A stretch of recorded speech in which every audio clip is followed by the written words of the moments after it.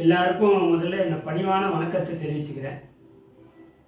அதாவது திருவாரூர் அண்ணார் அவர்களுக்கு இன்னைக்கு பிறந்த நாள்னு தம்பி ஃபோன் பண்ணி சொன்னாங்க. ரொம்ப சந்தோஷமாக இருந்துச்சு. அதே நேரத்தில் அண்ணா நம்ம கூட இல்லைங்கிறது அது ஒரு மிகப்பெரிய வருத்தம் தான். எல்லாருக்குமே எல்லா இசை கலைஞர்களுக்கும் வருத்தம் தான். இருந்தாலும் இந்த பிறந்த நாளில் அண்ணாவை பற்றி ஒரு பேசுறதுக்கு எனக்கு கொஞ்சம் கிடைச்சது எனக்கு பெரிய பாக்கியம் தான்.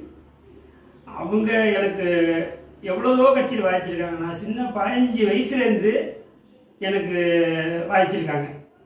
அவ்வளோ கட்சியில் வாய்ச்சிருக்காங்க. அதாவது முதல்ல வாய்ச்சதை யாரும் மறக்க முடியாதுன்னு சொல்லுவாங்க.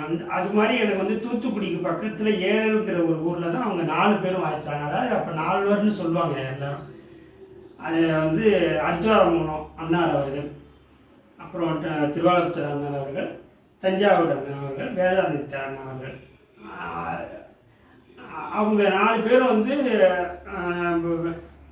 அர்ஜுனாரமங்கலம் அண்ணார் அவர்கள் தான் இன்னைக்கு சங்கருக்கு நம்ம முதல்ல வாசிப்போம் அப்படின்னு சொல்லி ஒரு மல்லாரிக்கு மட்டும் வாய்ச்சாங்க.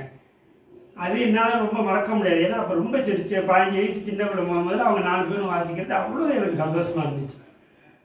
என்னைக்கு அன்னைக்கு அங்கே வாய்ச்சாங்களோ அதுலேருந்து இன்னைய வரைக்கும் எல்லாரும் எனக்கு வாய்ச்சிக்கிட்டு இருக்காங்க.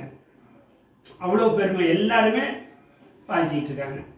அதுமாரி அண்ணனுடைய அதை பற்றி சொல்லணும்னு சொன்னோம். நாங்கள் வந்து கச்சேரியில் வாசிக்கிறப்பெல்லாம் வந்து அண்ணா பெரியவங்க அண்ணா அர்ஜுனாரமங்கலம் அண்ணா இருக்கட்டும், திருவாரூர் அண்ணா, தஞ்சாவூர் எல்லாரும் இருக்கட்டும், வாசிக்கிறப்ப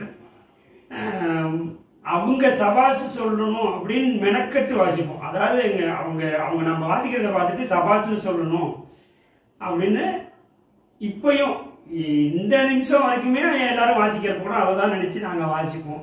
கச்சேரிக்காரங்களாம் நினைக்க மாட்டோம். அவங்கள்ட்ட சபாசு வாங்கணும், அதான் எங்களுக்கு பெருமையாக இருக்கும். அப்படி அவங்க சொல்லி நல்லா வாய்ச்சப்பான்னு சொல்கிறா அது அதை விட அவ்வளோ சந்தோஷமாக இருக்கும் எங்களுக்கு.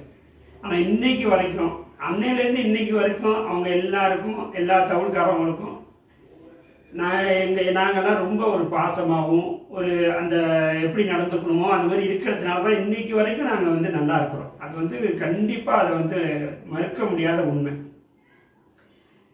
அது மாதிரி திருவாரூர் பற்றி நிறைய சொல்லலாம். அந்த கச்சேரி அவங்க வராங்க அப்படின்னாவே வந்து 2 மணி நேரம் தனி வாய்ச்சிட்டு அவங்க வந்து குறைக்கிறப்ப எங்கள் மனசுக்கு வந்து ஐயோ அண்ணன் குறைக்கிறாங்களேங்கிற எண்ணம் தான் வருமே தவிர 2 மணி நேரம் வாய்ச்சிருக்காங்க, ரொம்ப சிரமப்பட்டு வாய்ச்சிருக்காங்க,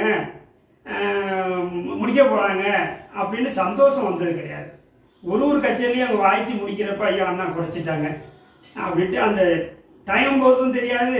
பார்த்தா மணியை பார்த்தா 2 மணி நேரமாக இருக்கும் வாய்ச்சது. அப்போ கூட அவங்க குறைச்சிட்டாங்கன்னு சொன்னால் மன வருத்தமாக தான் இருக்கும். அது இன்றைக்கும் அன்னைக்கு கூட உடம்பு முடியாமல் இருக்கிறப்ப கூட நாங்கள் போய் பார்த்து பேசுகிறப்ப இப்படியெல்லாம் சொல்லிகிட்டு இருந்தேன். அவங்க இல்லாதது ஒரு பெரிய துயரம். இருந்தாலும் அவங்க பிறந்தநாள் அன்னைக்கு ஒரு நாலசுரகாரமாக நானும் இருந்து அவங்கள பற்றி ஒரு பெருமையாக பேசுறதுக்கு எனக்கு வாய்ப்பு அந்த தம்பி சண்முகம் அவங்க குடும்பத்தாருக்கு எனக்கு கொடுத்ததுக்கு நான் ரொம்ப கடமைப்பட்டிருக்கேன்.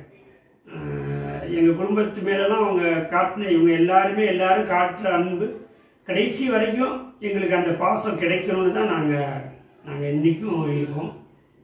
எங்களுக்கு திருவாரூர் அண்ணனுடைய ஆசீர்வாதமும் அன்பும் அப்போ கிடைச்சது மாதிரி இப்பயும் கிடைக்கணும்னு நான் கடவுளை பிரார்த்தனை பண்ணிக்கிறேன். வணக்கம்.